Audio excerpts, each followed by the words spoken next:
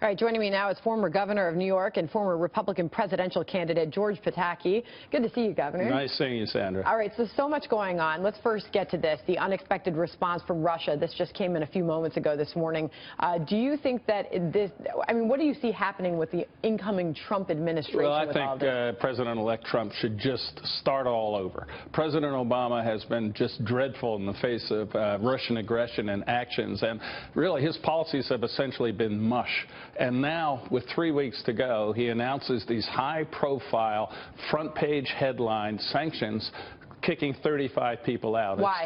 I think it's largely symbolic. And I think he wants to do two things. After having failed to do anything when they invaded Crimea, bombed Ukraine, shot down a civilian airplane, sent troops and were bombing hospitals in Syria, all of a sudden now he does it. And I think there are two reasons. He wants the American people to think, wow, what a tough president he's been against Russia, when in fact he has been absolute mush in the face of all these aggressive acts. And the second is that he wants to tie Donald Trump's hands and also at the same time raise doubts in people's mind about the election. You know, it's not that Trump won, it's the Russians stole it. That is nonsense. But Obama and the Democrats cannot accept the fact that Trump won. Yeah, no, that seems to still be an issue. But this does put Donald Trump into a corner, a diplomatic corner. I mean, how does he come out of this? He says, and he's been tweeting out, come January 20th, things will be different as far as relations with Russia and Vladimir Putin. January 20th is a new start, domestically and globally. And I think he just has to send a clear message to Russia. I'm going to judge you on your actions beginning today. Forget the past. What you did was wrong. The United States failed to take appropriate contrary action.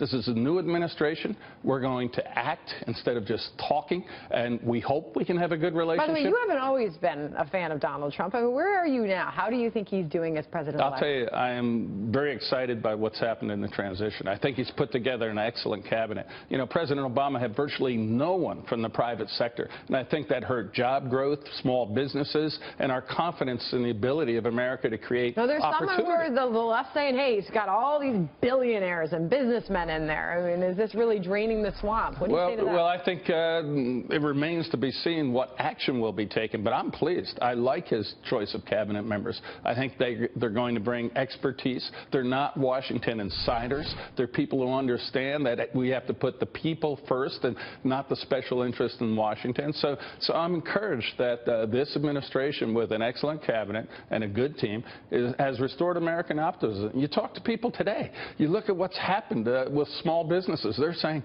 wow, finally, regulatory relief, tax relief. We're not going to have Washington dictate how we run our lives. That's all good. Fair enough point. And how will he be judged? How will you judge the incoming president? When you look at the stock market today, I mean, we're flirting with 20,000 on the Dow. We've had this Trump bump in the stock market. I mean, it's been unbelievable to watch, but that's been based on expectations. He's not even in the White House yet. He's promising 4% growth in his first year in office.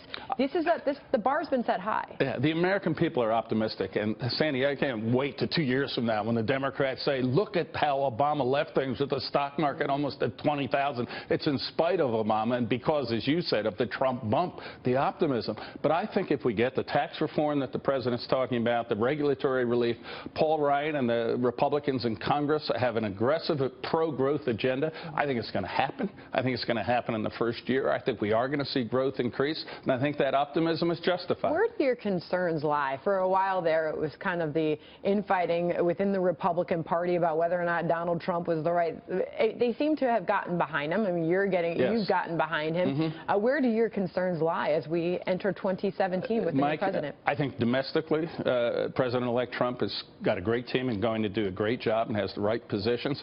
Foreign policy is always a concern, but to be honest, Sandra, how can it get any worse than under this guy? Yeah. Russia has been aggressive. China has occupied the South China Sea. We have terrorism rampant, not just in Iraq and Syria, but in Libya and in Nigeria and in Somalia and Yemen. So I'm optimistic there too. I think Rex Tillerson understands the globe as a mature, smart, effective, balanced person. And it's a controversial UN vote, the resolution, our relationship with Israel going forward. Donald Trump also saying that will be much different. What does that look like? Our failure to veto that Security Council resolution was a disgrace and a reversal of policy that puts Israel in a very difficult situation. But I do think that President Trump will change those policies, that he will have a much better relationship with Prime Minister Netanyahu. And as bad as things are today, I'm hopeful that from here we can build, not just domestically, economically, but internationally. Our allies have to know that we will stand with them. This president did not do that. As far as looking at the Democratic Party, I mean, some say they're not even looking at themselves enough. What do you think is the future of the Democratic Party and what doesn't appear to be a very deep bench? I think they have very serious problems. They didn't just lose the presidency, the Senate, and the House. There are 35 Republican governors, and Republicans control over 2/3 of the state legislatures across the country. They have been out of touch. They have been captured by their so-called progressive wing. Progressive is an euphemism for left wing. And the American people are not leftists. They've lost their liberal centrist base. This election I think they're in trouble. It was very revealing. All right, they want me to ask you about this, Governor, because a New York City landmark is closing its doors today, the iconic Carnegie Deli. It's saying goodbye after 79 years. If you ever lived here or traveled here, visited, you've seen the place. Governor, do you have fond memories of this restaurant? To be honest, I went there once. and it was when I was running for governor the first time. Here's this upstate farm guy, so I had to go to the Carnegie Deli. And I had a pastrami on rye, which is what you had to have. And it was really good. And it was really good. It was really good. And the thing that I remember is it was really thick. You could gain 10 pounds just from one of the sandwiches. Well, apparently a former dishwasher and turned restaurateur is trying to step in and buy it. He originally made an offer of $5 million. Now he's stepping in $10 million he's offering. So we'll see where that goes. New Year's and the security measures we're seeing taken in Times Square, the threat level that we face today, they're ramping up security.